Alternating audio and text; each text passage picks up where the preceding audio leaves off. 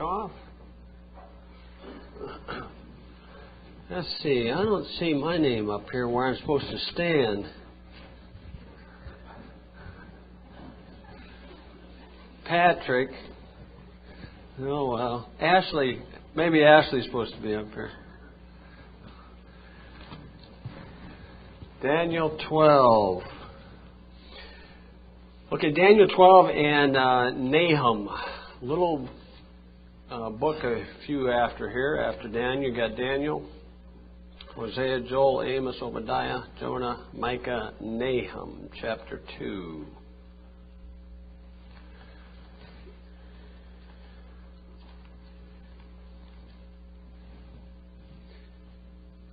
Okay, Daniel 12. Okay, Daniel is the Old Testament parallel of Revelation. It's a prophetic book. It aims about some things in the future, even from our perspective, not just Daniel's. Verse 1, it says, At that time shall Michael stand up, the great prince, which standeth for the children of the people, and there shall be a time of trouble, such as never was since there was a nation, even to that same time. At that time thy people shall be delivered, everyone that shall be found written in the book, and many of them that sleep in the dust of the earth shall awake, some to everlasting life, and some to shame and everlasting contempt.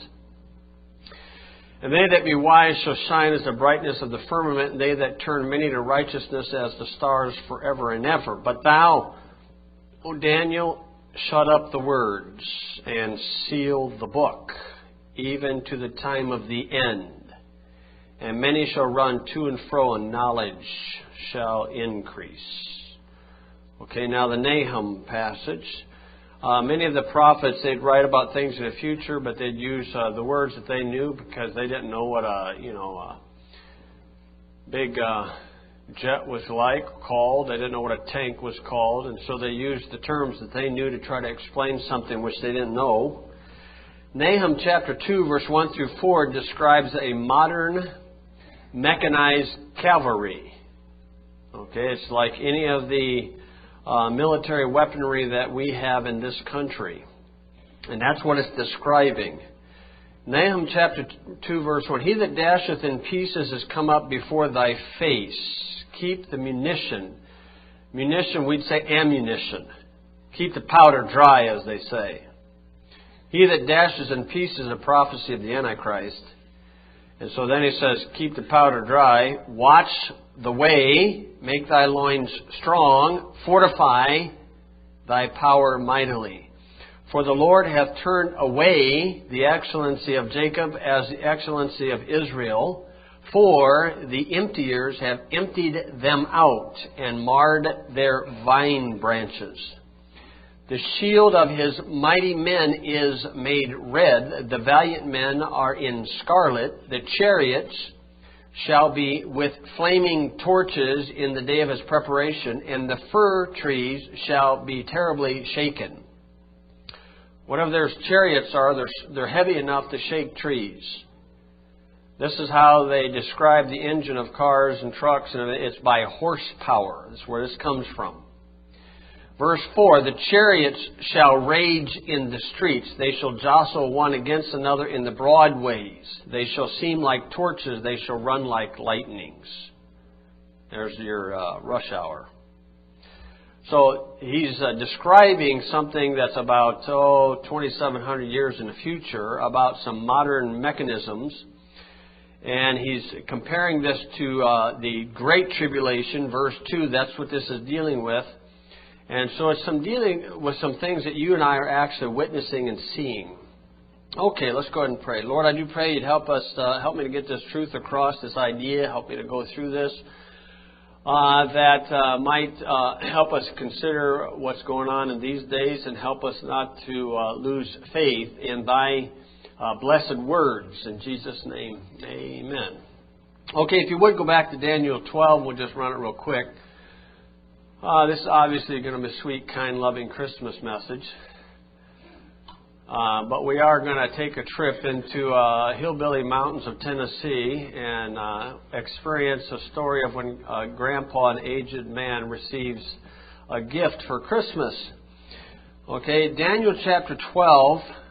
Michael, the archangel, one of only two angels named in the Bible. Michael is always beating somebody up or fighting somebody. He's a strong angel. Gabriel, the one who has the gift of gab, is always giving somebody a message. Each of them show up 3 times in the Bible. Michael is showing up in Daniel 12. You'll see in verse 1 it's called the time of trouble. That's in the Bible known as Jacob's trouble. That's known to be the tribulation. The tribulation time period is also called the end. You'll see that in verse 4. O Daniel, shut up the words and seal the book even to the time of the end. In case you've ever had a Pentecostal tell you that he's enduring to the end to be saved. That's Matthew 24:13. You read Matthew 24:15, you'll see the abomination of desolation. Matthew 24:21, you'll see the great tribulation. The end, you'll find that through Hebrews chapter 3, chapter 4, Hebrews chapter 10. The end, that's the end of the tribulation time period. Doctrinally, Daniel 12 is writing about the great tribulation. That's what Nahum was writing about when the excellency of Jacob is turned backwards, where the Jews will be praying to God for help and deliverance, and their prayers will be hitting like a concrete ceiling. You're not going to listen to them. Why? Because many years ago they said, let his blood be upon us and our children. Well, in Daniel 12, verse 4, there's an interesting statement at the end. It says, many shall run to and fro, and knowledge shall increase. The thing that has amazingly increased in my lifetime, let alone some of you folks who got 20 years on me, is transportation and communication. Those two things have amazingly increased in our lifetime. Transportation and communication. I mean, you can get on a plane and fly around the world 24 hours. I mean, now, when they have military campaigns, people in America knows what's going to happen before it happens. A lot of times. Why? Transportation and communication. It's amazing. In this verse, it says, many shall run to and fro. It doesn't say who the many are. And if you look up that to and fro in the Bible, you'll find in Job 1 and Job 2 where it mentions Satan goes to and fro through the earth. But in 2 Chronicles 16:9, you'll find that the eyes of the Lord go to and fro through the earth, and He's looking to show Himself strong on the behalf of those who have a perfect heart towards Him.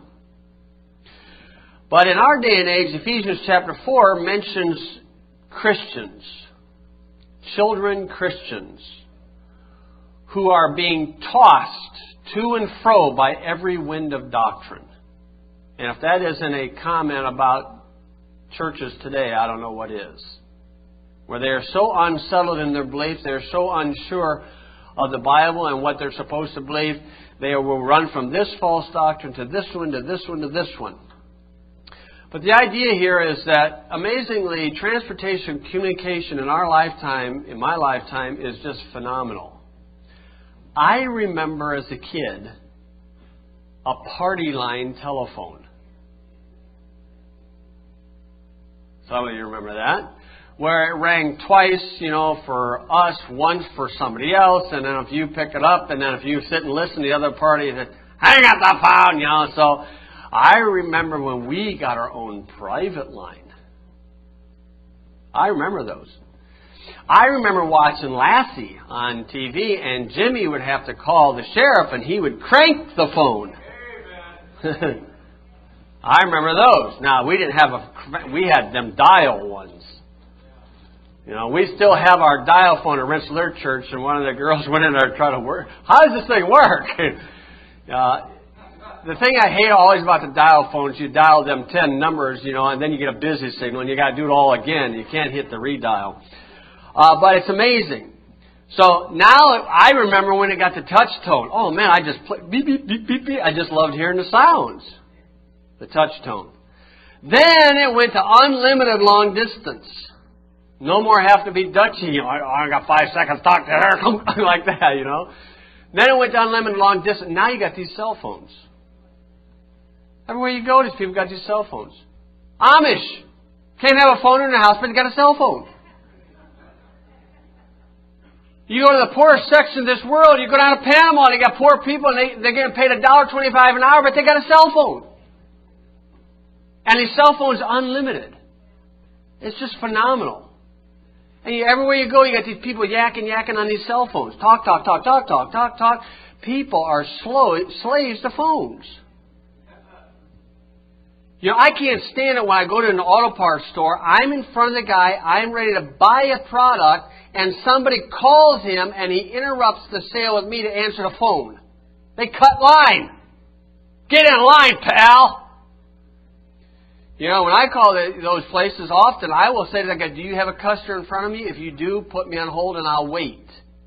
All the guy's doing is he's doing what I'm doing when I call around, and I'm trying to get the cheapest deal. Most of the time I'm not going to the guy anyway. But still, the idea, people are slaves to phones. You get behind a guy traveling down the road, going as poke as could be, and you pass, you see the idiot's on a phone. You know, you want to run them off the road. People are slaves to phone. Sometimes you even see them playing with them in church, playing with them in school, you know, playing with these stupid phones. We're slaves to these phones. Proverbs chapter 10, verse 19 talks about words. Words. Proverbs 10, verse 19, in the multitude of words there wanteth not sin, but he that refraineth his lips is wise.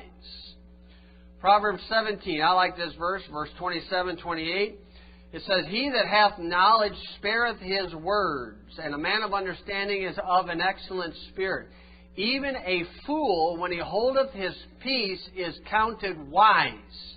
And he that shutteth his lips is esteemed a man of understanding. You see, I'd rather sit there and look dumb than open my mouth and prove it. You know, but the idea is Americans are just talk. You know, back and forth, talk. And they're just running. They got diarrhea of the mouth. And these cell phones, a lot of times, what's, you know, just encouraging this stuff. Now, I got a cell phone, but mainly I use this thing is strictly for emergency reasons or convenience to travel down the road. They are very handy when you go to an airport. I'm not saying you shouldn't have a cell phone. I'm just saying people are slaves to these things. Now, wouldn't this be a handy way for the Antichrist to get his message across and control people? Whip that baby up, and it's got GPS, and it can follow you anywhere you go. Right there. Antichrist gets his message across, and that thing automatically comes on, and there you got him, right there. Did I say Obama? No, I didn't mean Obama. I mean, right there. What a way to control people. Hooked into these things. Ecclesiastes chapter 5, verse 3, it says, a fool is known by a multitude of words. A fool is known by a multitude of words. A dream cometh through the multitude of business. Work. Now, I'm not John Wesley. I don't have John Wesley's rule, but I do kind of like the idea of it. But he would not talk to anybody more than 15 minutes. After 15 minutes, he'd shut the conversation down and leave. Why? Because he felt after 15 minutes he's going to get into nothing but foolish talk. Now, I don't believe in that.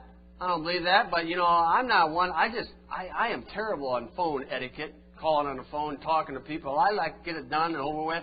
Besides, can you imagine the microwaves that hit in your ears with those things? You know, frying the brain. I don't know about that thing, but, you know, I imagine a story down in Tennessee, hillbilly preacher. He's been preaching for 40 years, 50 years. He's had 5 or 6 kids. You know, a couple of the kids moved down to Nashville, Tennessee. They went to the big city. And mom's ailing in years, and so here they have a Christmas. Our daughter comes with her kids and her husband, you know, and brothers and sisters. They come, and they give Grandpa this little gift.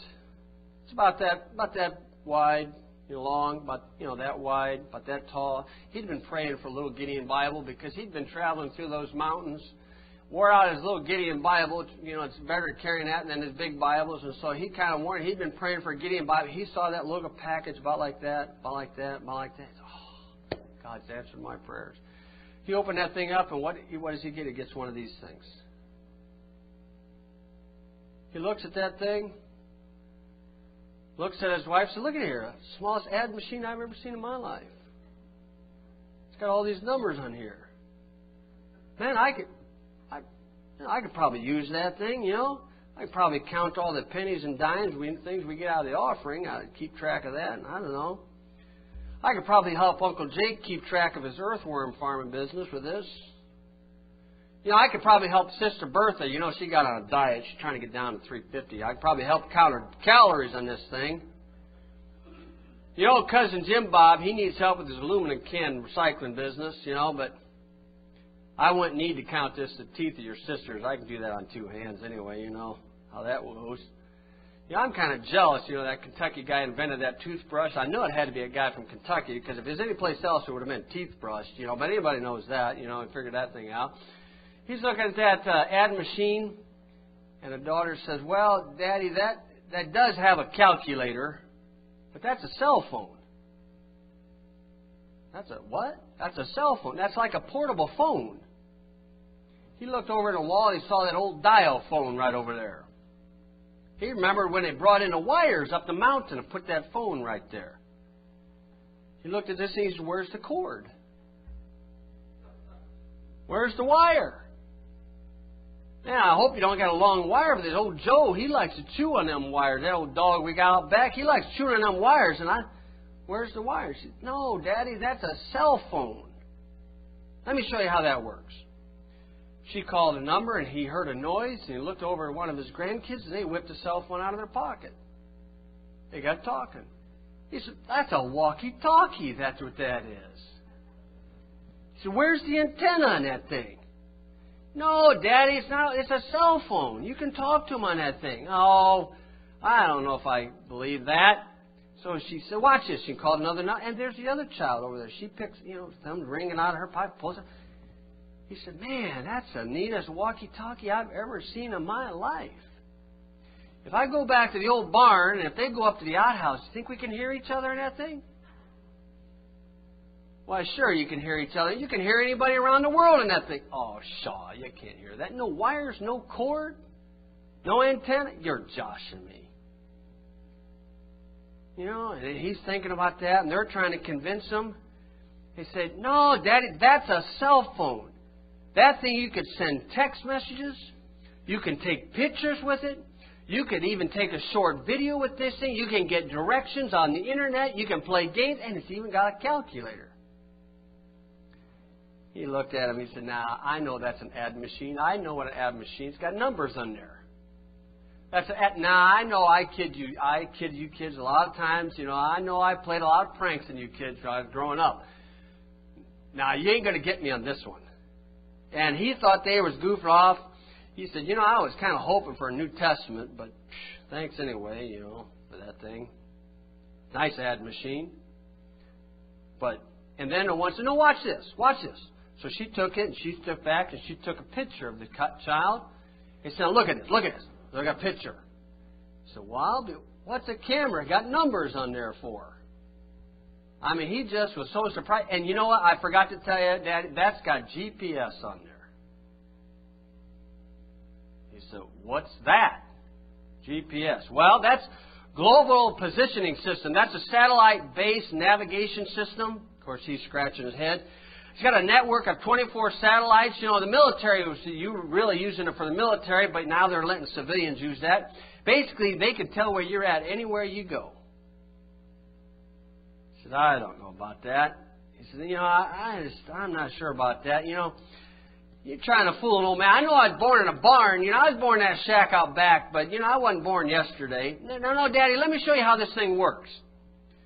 So they pushed a series of numbers, and they called a friend of the girl, and she said, oh, don't you remember the girl I grew up with in school, you know, and Greta Sue Ann? Don't you remember her? Here, now you talk to her on the phone. So the girl's talking to her on the phone, and he said, I ain't going to listen to that thing. And he thought she was just fooling him, and he just started laughing about that. And so it went on and on and on. And she said, now tell me, how is that supposed to work? Well, she says, now when you talk into this thing, those words goes into this thing, and then it sends us out to this tower. There's a cell tower. Did you see that cell tower down there? Down there by the mill up there? I mean, there's a tower over there. So I thought that was a windmill. No, there's a tower over there. And them words go from here to that tower, and then it goes to this tower to this tower, and it goes from this tower to this tower, and then it gets right down to this tower, and then it goes from the tower to the people that you call. He says, oh, Shaw, something like that. You mean to tell me those words go from here and they go over here and they don't get... You only got one phone at a time in them towers? No, all sorts. And those words never get mixed up? You think about that. You know the words that's floating through the air right now? Television waves, radio waves, shortwave, CB, ham radio, cell phones. This microphone is going through the air.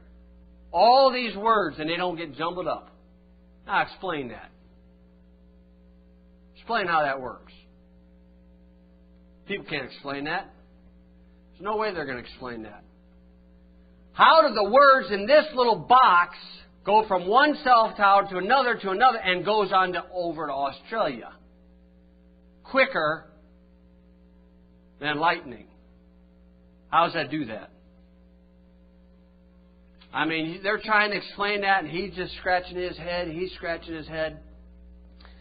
Now, she says, Daddy, you can even talk to the missionaries around the world with that thing if you want. I said, I don't know if I believe that. You expect me to believe them words? You think I can call Brother Hatfield up there in Ohio? You know, he's up there in a mission country, up in that Yankee land. See, I don't think I can talk to him. And before he makes it, he said, I want to see how that thing works. He said, before we make that call, he said, I want to ask you, did you make that? Did you make that little thing? He said, no, I bought it. I bought a whole family plan, and each child has one. So you can contact me anytime you want, and in case of emergencies, you can call anywhere you want. In case you get lost, you need help, you can call. You can text me even. He said, what's that? He said, oh, never mind about that right now. He said, okay, did you meet the person that made that? Did you talk to the person that made that? Well, no, I didn't talk to the one that made that. You know, some company makes that. You know, one of them Verizons or something like they make those things. He says, so you didn't make it and you didn't talk to the people that made it, right? How's that thing work? Well, you just speak words into there, and the words goes in here, you know, and then it goes through all these towers, and then it goes into the person you're talking to, and then they speak words in theirs, and then it comes back through those towers, and then they come back in here, and then you can listen to that way. Uh-huh. You expect me to believe that? He said, I'm going to call Brother Hatfield. So he goes to his phone, dials the phone number. He said, I can understand this. I got wires in this thing. Gets on the phone. He talks to Brother Hatfield for a while. He shares a couple of prayer requests he has about the McCoys and everything. He hangs up the phone. And then she said, okay, now let's call him on a cell phone. He said, I don't think he's got one of them things. No, it doesn't work. You call him up on a cell phone. You call him up on this. You don't believe me. So she called the number. Now you talk to him. He said, I don't know. So he put his ear in that phone and he says, Brother Hatfield? Yes? I don't know if I believe this. He says, now, you remember that when we were kids, we got in a fight with them McCoys? Remember that time? Remember that down at that fork and that road down there by that creek? You remember that fight? What happened after that fight? And he told him a story. He said, man, he's amazed now. He's convinced. You know, wait a minute. You know what? The Lord just reminded me of something. He'd been reading in Job. If you would go to Job chapter 38. He'd been reading through Job and he came across this verse and he thought, man, that's a strange verse. Job 38, verse 35. The Lord gave him an impression after he got that. He said, man, the Lord just reminded himself of something. And he reading Job 38, 35, and it says, canst thou send lightnings that they may go and say unto thee, here we are. Do you know that's the verse that Samuel Morse understood and came up with the Morse code? That verse? Those words are going through those wires or through the air by electricity. That's why it's traveling so fast. And he read that verse. He said, boy, oh boy, now I kind of figured that thing out. He was pretty impressed with that there thing. He was holding it, playing with that thing. And he forgot. Oh, I forgot. He forgot, and he got all the presents out for the kids, the grandkids, got his presents out for his children, and he handed one to his grandson, Tom. You see, Tom's a sophomore at Tennessee University. And in that box, Tom opened that box up, and there's a Bible inside there. And old Grandpa, he had a discerning look on it. He knew what happened. He was disappointed he got this instead of a New Testament, and he could tell Tom was disappointed with his Bible. So he kind of put his arms around Tom, his grandson. He said, Tom, I can tell you're a little bit disappointed about that. He said, well, Grandpa, I'm a sophomore in school, and I've been learning some things. And Grandpa, I've kind of been doubting some things, been wondering about some things. He said, Grandpa, do you really believe you can talk to God and He hears you? You really believe that? He says, have you ever seen God? He said, Grandpa, do you know if the Bible is really true? How do you know we haven't evolved by accident? And the kind old gentle Grandpa looked at Tom, put his arm on his shoulder, and said, son, the questions you just asked are the same questions I ask about your little cell phone. You never saw the originator. You didn't make it. You can't explain how it works. You accept by faith that works. And the good thing about my belief, son, is I can call and go to the North Star, past the North Star, right in the throne of heaven, and it says, what happens if my battery goes dead? My battery don't go dead. And if the satellites fall down, and he put his arm around his son and he said, son, you're going to learn from personal investigation, and personal experiences will be your greatest testimony. Faith is believing what God says, and investigating and practicing what God says is what gives you hope. And with your personal faith and hope in what God says, you're going to fall in love with your Savior and His words. And 1 Corinthians 13:13 says, and now abideth faith, hope, charity, and the greatest of these is charity. And he says, son, let me tell you something. Most people deceive themselves in order to justify themselves to live for themselves. He quoted him 1 Corinthians chapter 3, verse 18, where it says, if a man seemeth to be wise in this world, let him become a fool that he may be wise. He turned in his Bible to 2 Thessalonians chapter 2, and he showed him this passage. He said the reason why most of those kids in those schools believe that they evolved from an animal, and the reason why they're trying to ask you to prove to me there's a God. Prove to me. I want to see Him. I don't want all this faith stuff. But yet they live their life on faith. By expecting to push certain numbers that it's going to go right to a certain source without any logical reasoning in mind. 2 Thessalonians chapter 2, verse 10, it says this, and with all deceivableness of unrighteousness in them that perish, because they receive not the love of the truth, that they might be saved. For this cause God shall send them strong delusion, that they should believe a lie. Why? That they all might be damned, who believed not the truth, but had pleasure in unrighteousness. He said, son, here's some things you're experiencing in 1 Timothy chapter 6, verse 20.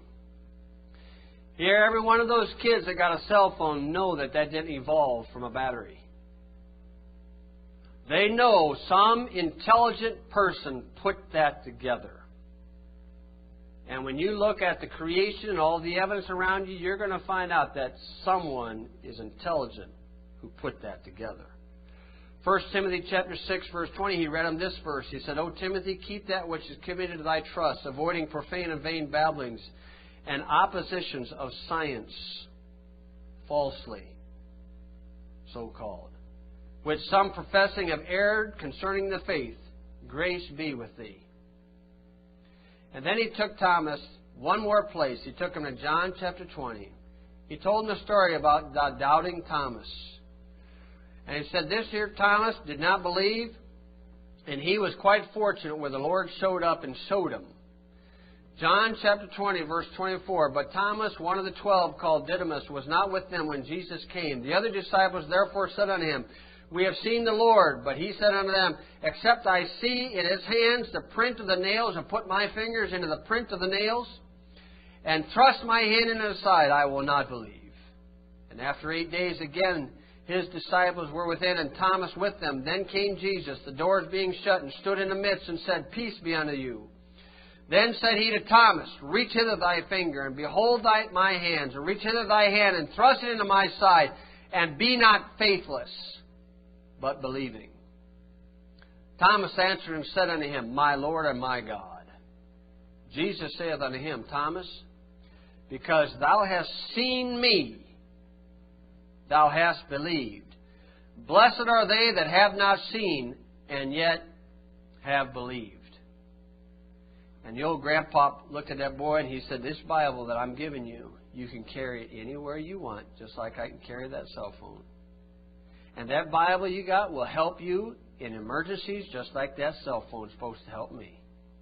And he said, you know what? You can converse anytime and anywhere with the writer of that Bible, God, even during power outages, for no charge.